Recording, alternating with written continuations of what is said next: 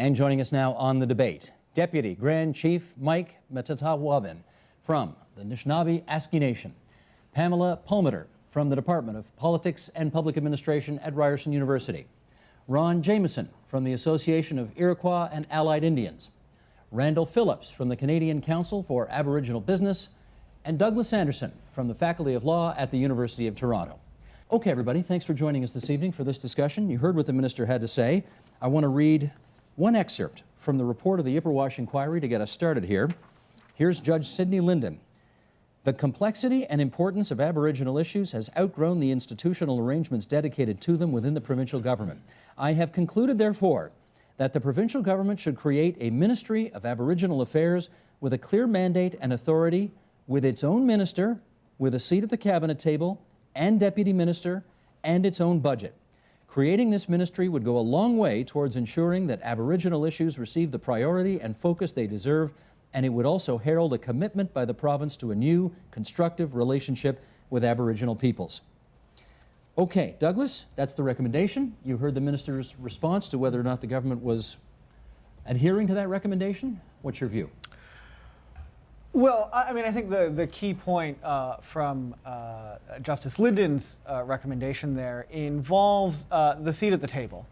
And that is crucial, because I think what people don't understand about the structure of the government of Ontario is that the Ministry of Aboriginal Affairs is a corporate ministry. They have their hands in the business of other ministries, but they can't make other ministries do things. So, for example, if you want to tackle issues about, say, suicide in the North, you need to work with the Minister of Health, you need to work with the Minister of Social Services, and none of those ministers will act without authorization from the Premier, without direction from above.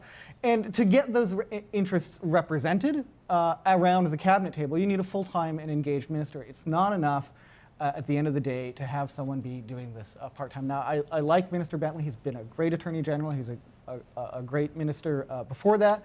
And he has gone out and done a lot of work over the past month, but it's not a pace that he can really sustain. The fact is that to represent First Nations interests, he needs to get out and meet with the leadership on a regular basis. The First Nations in the province have complex political machines that represent their people, but they need someone to talk to, and that has to be a minister. Let me jump in here for 1 second, because I think we might have screwed up the introduction here, and I want to make sure everybody, I saw you guys looking at each other, and I didn't see the camera when it happened. So let's just do this. Let's just, for the record, one more time. The man in the middle of that three-shot right now is Ron Jameson. Hello, Ron, National Co-Chairman of the Canadian Council for Aboriginal Business. Thank you, Steve. Lovely. Okay, because I saw you making eyes at me before, and I couldn't figure out why, because I didn't see the shot.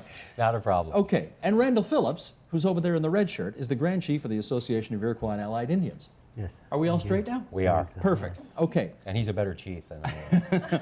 I'm going to Pamela now, because I want her reaction to what the minister had to say on whether or not this Ontario government is keeping faith with this recommendation. I completely agree with Professor Sanderson. I mean, look, you can spin it however you want, but the fact of the matter is you can't argue with logistics. There's 2 times the amount of work, the Aboriginal portfolio is growing, and now you're going to give it to one person. More than that, though, working with Aboriginal peoples is first and foremost about the relationship.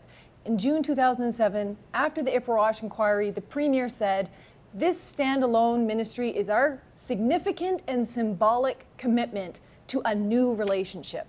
So if creating a standalone ministry was that significant commitment, what does revoking it say to Aboriginal people? Well, Ron, let me put this to you. There is an argument to be made that as Attorney General, he's one of the highest ranking cabinet ministers in the government. And as a result, he has what you might call added heft at the cabinet table that perhaps a standalone minister might not have. And he also said he's a dedicated minister. I have no doubt of that, Steve, and I don't question his dedication to the job. But, you know, the government, I think, missed an opportunity. You know, as Pam alluded to work with Aboriginal people, it's about a relationship. We've had minister after minister in a very short period of time. So we missed an opportunity for a dedicated minister to build an ongoing positive relationship. Brad Dogood, the former minister, who's now over at Energy and Infrastructure, I've got a lot of time and respect for him because he was dedicated to it. He was sincerely interested in it and demonstrated that. And now he's gone. It's too soon to say whether Minister Bentley is going to do a good job or a bad job, but I'm going to be watching very carefully on the results. That's how I'm going to judge it. So. Okay. Randall, what do you say? I think I got to concur with the comments that are made so far. I do know Minister Bentley as well, and I think that he's an honorable gentleman. Is there a conflict between his responsibilities? Oh, as I AG? think definitely. There is? I think definitely. How so? How so is that I think that for years and years we've been trying to push our Aboriginal agenda, trying to push these issues forward, trying to have that understanding in terms of where our rights come from, and explain that to the Canadian public. Now what we've got here is, as you indicated earlier, now we've got somebody who is in place to defend those rights from Ontario. How can that not be a conflict of interest? I take Mr. Bentley personal aside, but given his role here as both ministers, I think that there's an inherent conflict with respect to this. When we first started this, the first minister was Natural Resources, First Nations, and that ministry had conflict after conflict after conflict. I don't see any difference here with respect to these types of things. Now we're starting to talk about legal issues. Now we're starting to get into treaty rights. Now we're starting to get into Aboriginal rights. Who's best to defend the government of Ontario in those regards? Minister, the Attorney General. Attorney General. Mike, is it a problem that he has both hats on? Oh yeah, it's going to be. It's not going to be an easy process in moving forward. You can't have both portfolios. You have to represent the interests of the First Nations. Just wanted to point out too that just Treaty 9 itself, that treaty was signed with directly by Ontario. You better explain what that is, Treaty 9.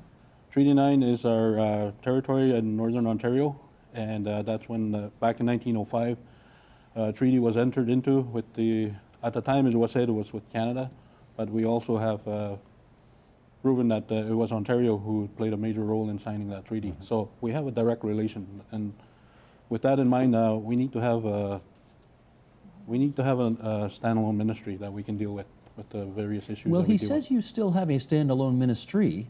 You just don't have a standalone minister.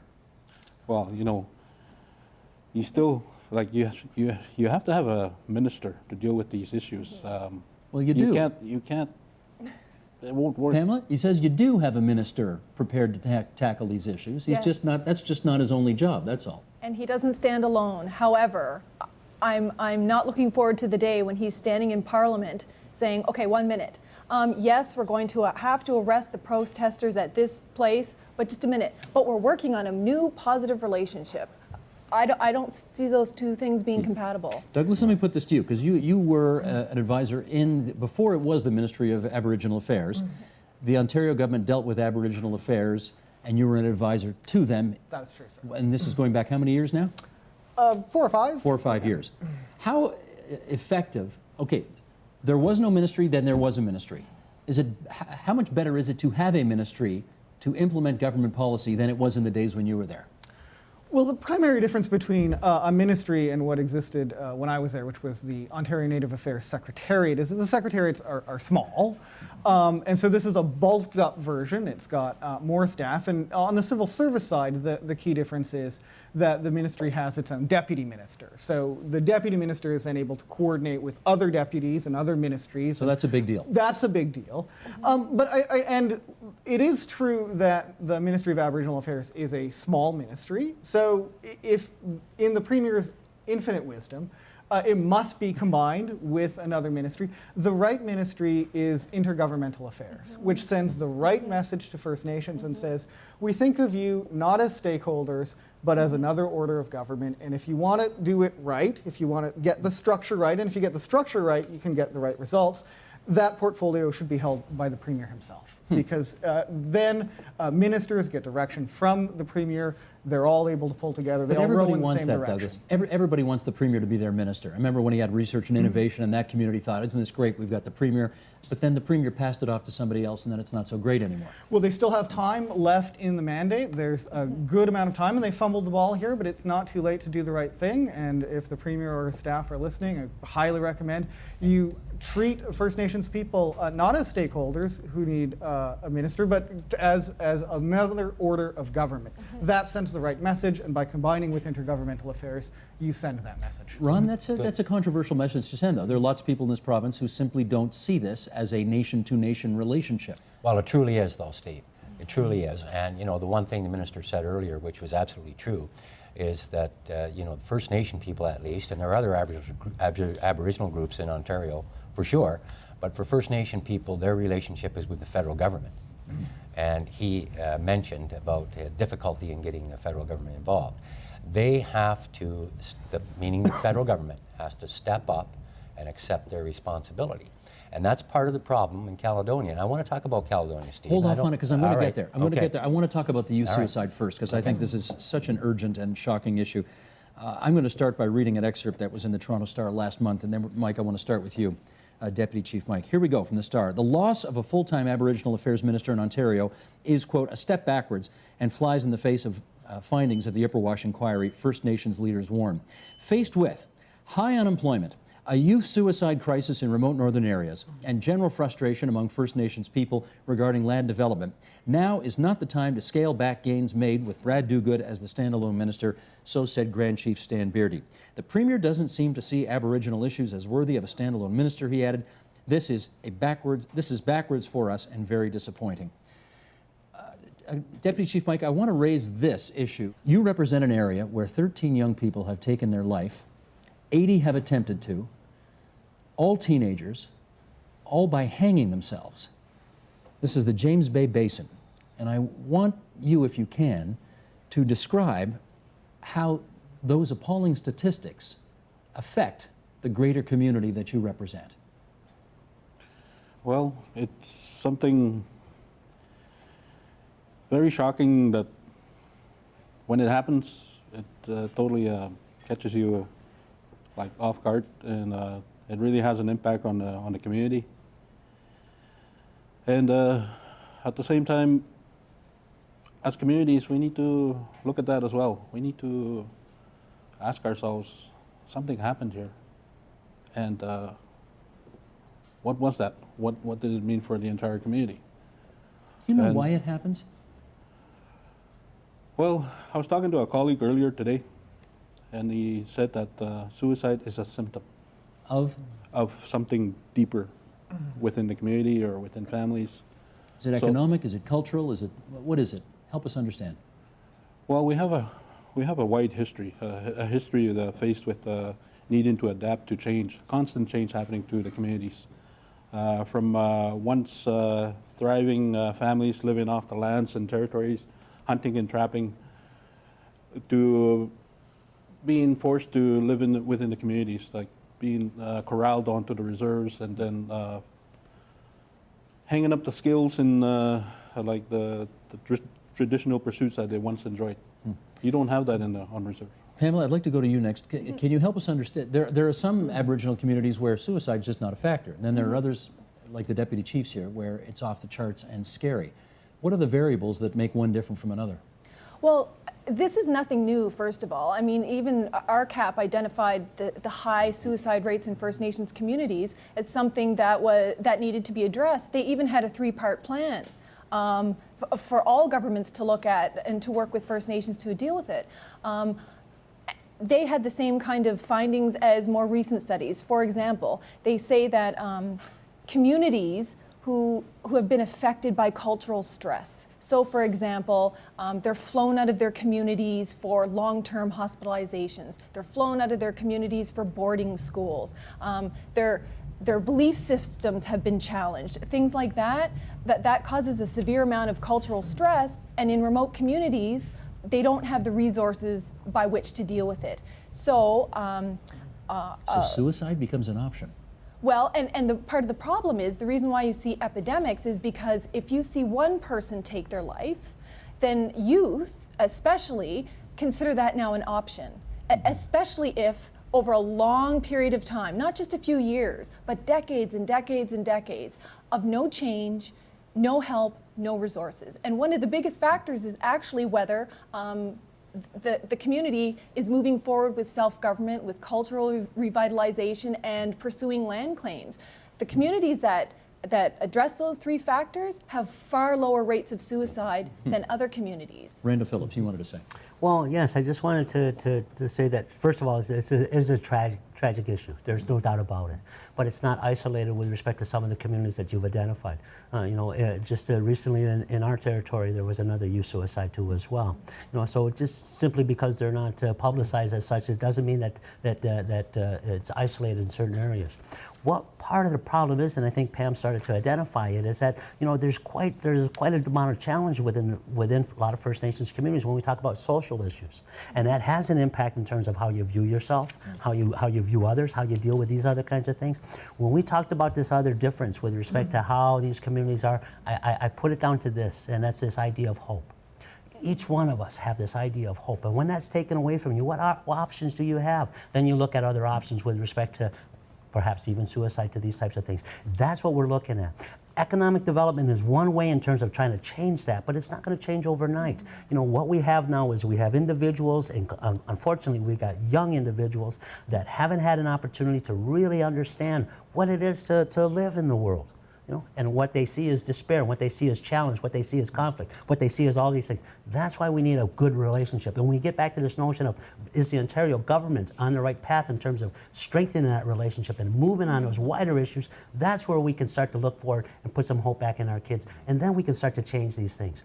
We need to have some investment in our kids. We need to have some investment in our future, and we need to have government to understand it, and we need to have the people of Ontario to understand but it Douglas, too. let me put this to you. Is there something about the Aboriginal way of life in very remote communities in this province that is just simply not consistent with the 21st century anymore? And this contributes to suicide rates. No. Is that fair to say? No, Not fair to say. I don't think it is. I think there's often this tendency to think of First Nations people living in their communities and choosing to live in ways that are like the ways of their traditional ancestors, that somehow that makes them backwards. But it doesn't. They are, in fact, they are our contemporaries. We can call them on the telephone and speak to them, and they will speak at us. And they are every bit as modern as we are here in this television studio. And there's something deeply racist, in fact, about this idea that choosing to live a traditional life is somehow to live a backwards life. I mean, we accept all kinds of people Not living backwards, all but kinds hang on, I got to challenge this a bit, because there are lots of communities in this, grand experiment we call Canada that are living very traditional lives. They are living according to, you go into the northwest part of this city and you see Orthodox Jews who are living the same way as people in Poland did in the 16th century. The suicide rates are not there. Exactly right. So why are they there in Aboriginal communities? Well, I think if, as my colleagues around the table have said, there's poverty and there's despair, and there are communities where there is very little hope, where slowly their choices are being taken from them as their waters become polluted, as the migration patterns of game are disrupted, their choices about how they want to live are being taken away from them. And that leaves people in a situation with very little hope. And that is on top of a legacy of residential schools, which destroyed the intergenerational fabric of our communities, that because of the residential schools, young women never learned to become mothers and to mother their children. Men I'm going to jump in because I failed don't want the become clock to get brothers. away from us, and I can always tell who the professors are on the programs because they think we've got 90 minutes for a lecture and we've got 40 minutes for a debate. Mike, you wanted to say, and then I want to bring up Caledonia as I promised I would for you. Yeah, I just wanted to continue along the lines of the First Nations communities, like remote locations. They've been constantly facing or adapting to change. There's always something that's happening. The residential school, for instance, that's something that's just a part of our history that we've survived. And then on the coastal community side, we've had to deal with the radar sites, the establishment of radar sites, and again another intrusion of a group of people coming onto the communities. That has had an impact. So there's been constant struggle, adapting to change, and also putting up with a lot of things that have been going on. Communities haven't had time to settle down to kind of take a deep breath and kind of look around and figure out where we're at. Right. things are moving so fast, moving at a constant rate. For me, what I hope in the future is that people, the community, be given an opportunity to be a part of any development that's happening, or be a part of the infrastructure as you develop the communities, and families to take part in educating and supporting their children as we move forward. Well, all right, just before I get to Caledonia, then, do you really think the private sector is a huge player in the solution to the problem we've just been talking about here? Oh, yeah. Oh, absolutely. They can be? Absolutely, Steve. And, you know, Have going they back to what indicated a Randy willingness said- to do that? Oh, yeah, and more today. And, you know, the organization I'm representing here tonight, Canadian Council for Aboriginal Business, that is their mandate, to bring together the broader Canadian corporate sector together with Aboriginal people in this province and elsewhere in Canada for their mutual benefit. And corporations understand that that is good for them, and it's good for their partners, the Aboriginal people. And if you do that right, Steve, over time, I mean, the situation that you alluded to, the suicides, it is tragic. And there's, tonight, sitting at this table, we can't solve that. Mm-hmm. But, you know, over the next generation, I wish it were sooner, but over the next generation, a combination of education and economic development will go a long way to solving this problem. Let me follow this up with Randall here, because if I'm hearing you correctly, there's a level of mistrust between Aboriginal nations and the provincial government. There's a level of mistrust between Aboriginal nations and the federal government. But you think corporate Canada is going to come riding in on a white horse and help solve this problem? I certainly don't think they're going to come riding in a white horse. But what I wanted to point out was that there's a difference now that happened between 10, 15 years ago. And that's corporate Canada understands that, first of all, they got a social and moral responsibility to do so. And secondly, they're bypassing government rules and regulations that have stifled growth in First Nations communities forever. And I think now that since the government has taken a step back, or whether they've been pushed, forced, however, and businesses are coming up and saying, okay, let's start to do with this, because it's in our best interest for both of us to move forward. Since business and First Nations communities have started direct dialogue, we've seen some significant changes. And so it's not a white horse that they're drawing in, but they're recognizing that if a business is going to grow in Canada, that they have to include First Nations people, they have to include Aboriginal populations to make that happen. Government has refused that, and government has had laws and regulations and policies that have stifled that kind of growth. So now we're seeing a change, and now we're seeing some impact. Do you think, that. Pamela, that Aboriginal nations can get rich off corporate Canada?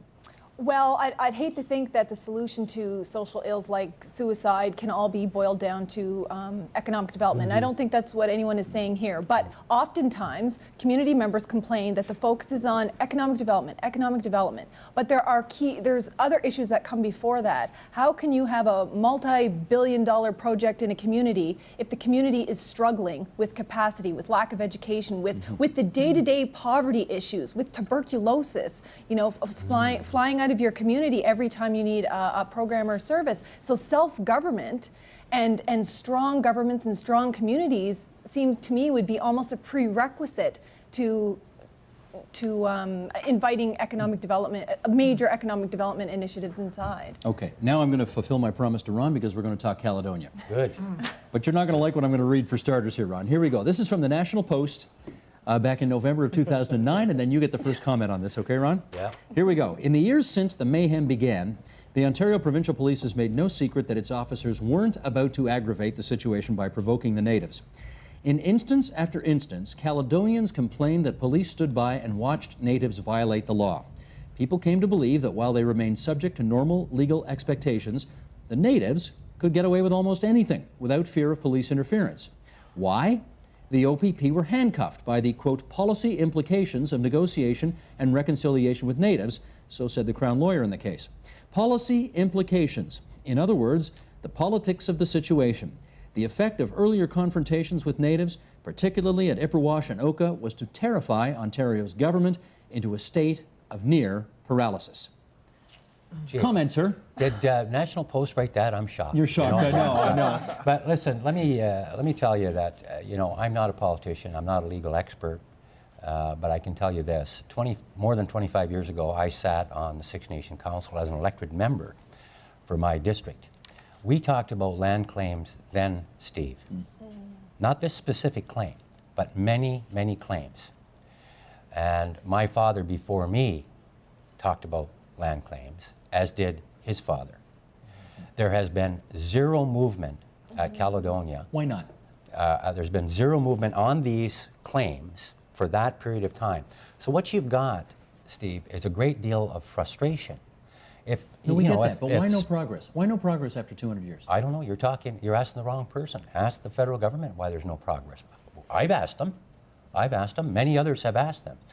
And you know, the frustration in the younger members of our community is such that they say, well, you old guys been talking and talking and talking. We'll show you how to get some action. And they do. And what annoys me about this article is this thing that's illegal, illegal behavior. The land was taken, Steve. I think that's illegal behavior the last time I checked. But nobody brings that up. They talk about the natives' illegal behavior. But nobody talks about stealing the land. Well, it really does depend when you start the clock on this story, doesn't Well, it? apparently. Yeah. Apparently, yeah. Randall Phillips, let me go to you on this. There have been, you know, the suggestion is there's two levels of justice, two standards of justice that have been at play. And yes, the Aboriginal communities have their 200-year-old land claim, and then you have people in the town of Caledonia who think, you know what, if we did this, we'd be hauled off to jail. How do you find a resolution with two such disparate points of view on this? Well, first of all, I agree that there's been two tiers of justice here in this country for many years. Unfortunately, First Nations and Aboriginal people have been on the lower end of that. And that's what we talked about, just equality within this country. Ron is absolutely right. Land claims issues are not brand new, and they certainly won't be resolved by this. But that's exactly why the ministry was put in place, was to deal with land But claims. didn't the province help by buying up that land? Well, that's one issue. Let me take this to another step. Well, here. did they or didn't they? Did that not help? Has it been returned back to No. Purple and Six Nations? No. Let's talk about Oka. Has that been resolved yet? No. No. So the federal government or the provincial government purchasing land does not resolve the issue. Why? Let's talk about this fundamental issue called the UN Declaration on Indigenous Rights. How come Canada seems to be the only country that does not want to see that declaration be put in place? Why? Because it's inherently conflictual against Canadian government's position with respect to First Nations rights, First Nations entitlement, and First Nations land entitlements. This is where this stems from. The Constitution of this country recognizes that. So let's talk about 200 years of these kinds of things. Okay, Pamela, you wanted to say. Well, I just wanted to say that it's not that the views are necessarily so incompatible, it's a lack of education. The public just doesn't understand the basic concept that the governments, the private sector, have all benefited from taking First Nations lands and resources, not just for a few decades, but for many, many centuries. So first and foremost, that's important. When you're looking at land claims in whole, you're also looking at two different worldviews. Six Nations, I presume, is looking about preserving their nation, their identity, their culture for future generations, and not just, you know, their children or grandchildren, but many generations into the future. Elected politicians tend to look at the here and now. What's going to piss off our constituency? Will I get elected? Can we appease them in the immediate? So that's when they start bringing out the checkbooks. Well, here, let's just try to compensate you, give you the, you know, that liquid check where money in, money out. But then you don't have any land, you don't have any resources, you don't have that necessary base for economic development. All of those things that are going to not only protect the community, but help them move forward in a more holistic way. And those kinds of fundamental principles seem to be missing from the discussion. Douglas, what's the resolution to Caledonia that's out there just waiting to be had? Treaty implementation. I don't know if I can do it quickly enough for this. Well, I mean, long is the show? yeah, 2 words. I think we have a few minutes. It's clearly what has to happen is the federal government has to be involved. It was the federal government that made promises to the Six Nations originally regarding the size of the land that they would be given. They've not lived up to that, and there is a problem now in Caledonia. There is 2 sets of laws in order. So that there are the constitutionally protected treaty rights of the people of Six Nations, and they are coming into conflict now with other laws around, for example, trespass in Caledonia. And I want to say that I think in some ways Caledonia is something that the province of Ontario has actually managed to kind of get right in that they have managed to keep the peace on the ground and to try and compensate landowners and businesses, and to not direct the OPP to take sides while the matter is being sorted out politically, which is the right place for it to be sorted out. But we need the federal government on board, and it's not as though they don't have a member of parliament who lives in Caledonia and who drives the Caledonia bypass every day. Who's that a reference to? Who is the conservative member there? I'm sorry. Diane Finley? Yes, thank you so much. Cabinet yeah. Minister. Yes. Okay. I want to pull an audible here, right out of left field. Got just a couple of minutes left in the program, and Pamela, I'll start with you. Opening ceremonies, Vancouver Olympics. Wow. The portrayal to the world of respect shown by the Canadian government towards Aboriginal peoples, the presentation of a harmonious relationship between Canada and its Aboriginal leaders. I was out there for, I don't know how many people watch it, what, 1 billion people to see? Did we do good there, or was that just all showbiz? I'm the wrong person to ask. Why? I'm of mixed feelings with regards to that. It's great that you have Native people out in their regalia, dancing and sharing their traditions. And don't get me wrong, the economic development that came out of that was good for those First Nations. But? At the same time, as most of us sitting around here can say, Aboriginal people aren't just about dancing around in regalia. We're not just about looking wistfully at the past and saying, oh, wasn't that great when they were all harmonious and they had these little dances. It covers up the real issues. The fact that we're one of the only countries that haven't signed the UN Declaration. The fact that there's thousands of First Nations people living in poverty in BC who don't have homes, who are suffering high suicide rates, and we're celebrating a sporting event instead of dealing with those issues. Ron, your view on that? No, I completely agree with Pam. I mean, Squamish Nation, Lillooet First Nation their communities have benefited greatly from having the games in their territory. And I say good for them. But, there's a lot more to the issue than, as Pam rightly says, a display of cultural activity, Randall? which was nice. What do you think? Exactly. Did you see it? I think First Nations should have a part in terms of welcoming the world to this land. It is our land, so that's without question that we should be part of it. Is there pageantry, too much pageantry involved? Without a doubt. Without a doubt. Our job here is to make sure that the pageantry doesn't extend past this. Douglas, I got 30 seconds. Go ahead. Well, I just agree with everything that's been said here already, and I have, having only witnessed them on television, my mom said, I bet they looked better in person. Okay. I want to thank all of you for coming in tonight for a discussion about some very troubling issues, but a necessary discussion that we had to have. Randall Phillips, Grand Chief of the Association of Iroquois and Allied Nations. Pam Palmater, Ryerson University. Good of you to be here with us tonight. On the other side of the table, Mike Metatawabin, Deputy Grand Chief, Anishinaabe Nation. Ron Jameson, National Co-Chair of the Canadian Council for Aboriginal Business. And Douglas Sanderson, University of Toronto Law School. Thanks so much, everybody. Thanks, Steve.